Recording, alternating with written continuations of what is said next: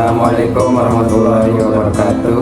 Perkenalkan, saya Arya Romdana dengan NIM J1B020017 dari Teknik Pertanian kelas ganjil.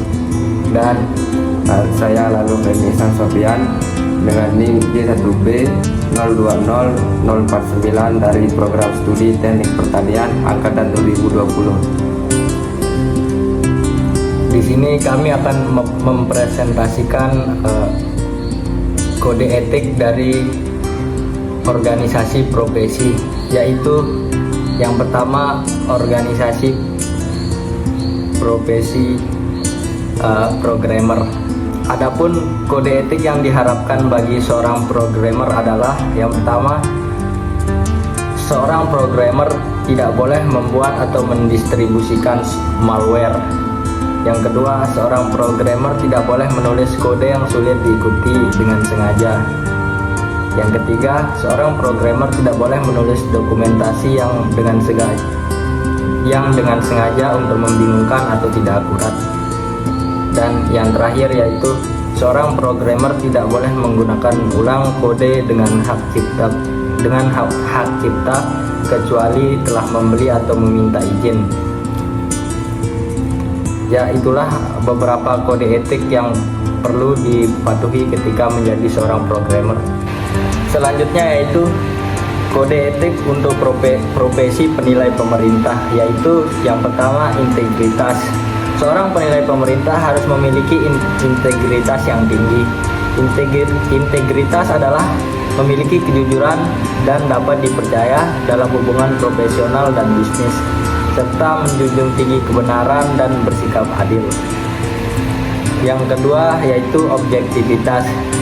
Seorang penilai pemerintah harus dapat menjaga objektivitas. Objektivitas di sini maksudnya adalah sikap netral dan independen penilai dalam setiap aktivitas penilaian yang dilakukan.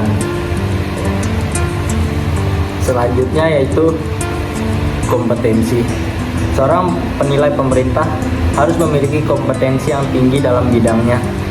Kompetensi adalah kemampuan, kecakapan, dan keahlian khusus yang dibutuhkan untuk memastikan bahwa hasil penilaian telah dibuat berdasarkan teknik penilaian dan peraturan perundang-undangan yang ada dalam bidang penilaian.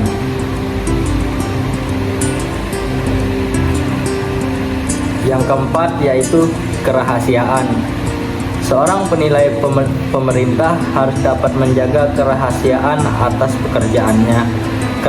Kerahasiaan adalah menjaga informasi yang diperoleh dalam hubungan profesional dan bisnis, serta dengan tidak mengungkapkan informasi tersebut kepada pihak ketiga. Dan yang terakhir yaitu profesi profesional. Dan yang terakhir yaitu perilaku profesional. Seorang penilai pemerintah harus memiliki sikap profesional. Perilaku profesional adalah melaksanakan praktik penilaian dengan lingkup penugasan. Hal ini mewajibkan semua penilai untuk bertindak secara cermat dalam memberikan pelayanan dan memastikan sesuai dengan hukum, teknis, dan standar profesi yang berlaku. Penilai pemerintah harus bertindak demi kepentingan negara dan harus menghindari tindakan yang dapat mendiskreditkan profesi. Penilai pemerintah harus bertindak demi kepentingan negara dan harus menghindari tindakan yang dapat mendiskreditkan profesi. Ya, kode etik selanjutnya akan disampaikan oleh teman saya. Kepada Lalu Bemi dipersilahkan. Ya, baik, saya akan melanjutkan untuk kode etik organisasi kepolisian atau abdi negara. Yang pertama, setiap anggota polisi wajib memiliki etika kepribadian. Kemudian yang kedua, etika kenegaraan. Yang ketiga, etika kelembagaan. Dan yang keempat, etika dalam hubungan dengan masyarakat. Kemudian dalam etika kepribadian, setiap anggota polisi wajib Yang pertama, beriman dan bertakwa kepada Tuhan Yang Maha Esa. Kemudian yang kedua, menjunjung tinggi sumpah sebagai anggota Polri dan dalam hati nuraninya bertuhanan Yang Maha Esa. Kemudian yang ketiga, melaksanakan tugas kenegaraan dan kemasyarakatan dengan niat murni karena kehendak Tuhan Yang Maha Kuasa sebagai wujud nyata amal ibadahnya. Kemudian dalam etika kenegaraan, setiap anggota Polri wajib yang pertama menjunjung tinggi Pancasila dan Undang-Undang Dasar 1945. Yang kedua, menjunjung tinggi kepentingan bangsa dan negara kesatuan Republik Indonesia. Yang ketiga, menjaga, memelihara, dan meningkatkan rasa aman dan tentram di ruang lingkup dan tatanan negara.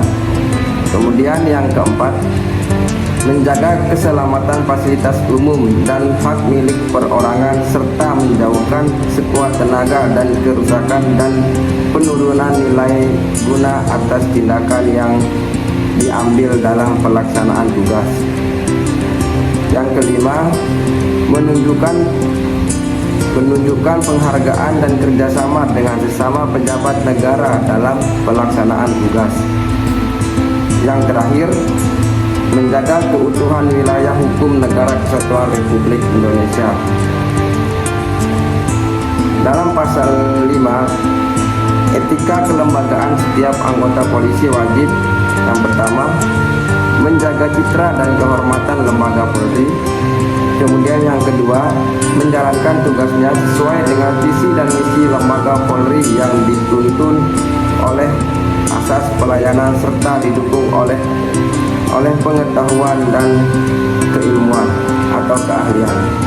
Kemudian yang ketiga, memperlakukan sesama anggota sebagai subjek yang bermanfaat, yang bermartabat, yang ditandai oleh pengakuan akan hak dan kewajiban yang sama. Yang keempat, mengembangkan semangat kebersamaan serta saling mendorong untuk meningkatkan kinerja pelayanan pada kepentingan umum. Yang terakhir, meningkatkan kemampuan demi profesionalisme pekerjaan. Ya, cukup sekian untuk kode etik dari organisasi Perkumpulan Polri.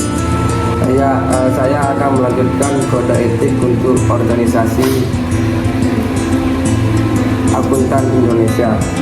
Yang pertama, tanggung jawab auditor. Ketika melaksanakan tanggung jawabnya sebagai profesional auditor harus senantiasa menggunakan pertimbangan moral dan profesional dalam semua kegiatan yang dilakukannya. Kemudian yang kedua, kepercayaan publik. Akuntan sebagai anggota EIB berkewajiban untuk senantiasa bertindak dalam rangka pelayanan kepada publik, menghormati kepentingan publik, dan menunjukkan komitmen atas profesionalisme. Kemudian yang ketiga, integritas.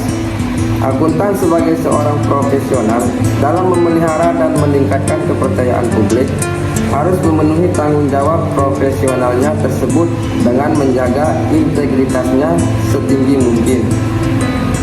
Yang keempat, objektivitas.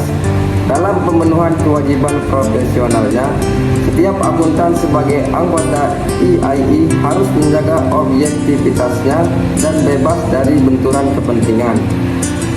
Yang kelima, kompetensi dan kehati-hatian profesional. Auditor dituntut harus melaksanakan jasa profesionalnya dengan penuh kehati-hatian, kompetensi, dan ketekunan, serta mempunyai kewajiban untuk mempertahankan pengetahuan dan keterampilan profesionalnya. Yang keenam, kerahasiaan. Auditor harus menghormati kerahasiaan informasi yang diperoleh selama melakukan jasa profesional dan tidak boleh memakai atau mengungkapkan informasi tersebut tanpa persetujuan, kecuali bila ada hak atau kewajiban profesional atau hukum untuk mengungkapkannya. Yang ketujuh, perilaku profesional. Akuntan sebagai seorang profesional dituntut untuk berperilaku konsisten, selaras dengan reputasi profesi yang baik dan menjauhi tindakan yang dapat mendiskreditkan profesinya. Dan terakhir atau yang kedelapan yaitu standar teknis. Akuntan dalam menjalankan tugas profesionalnya harus mengacu dan mematuhi standar teknis dan standar profesional yang relevan. Ya, sekian tentang kode etik profesi yang dapat kami sampaikan. Sekian dari kami. Wassalamualaikum warahmatullahi wabarakatuh.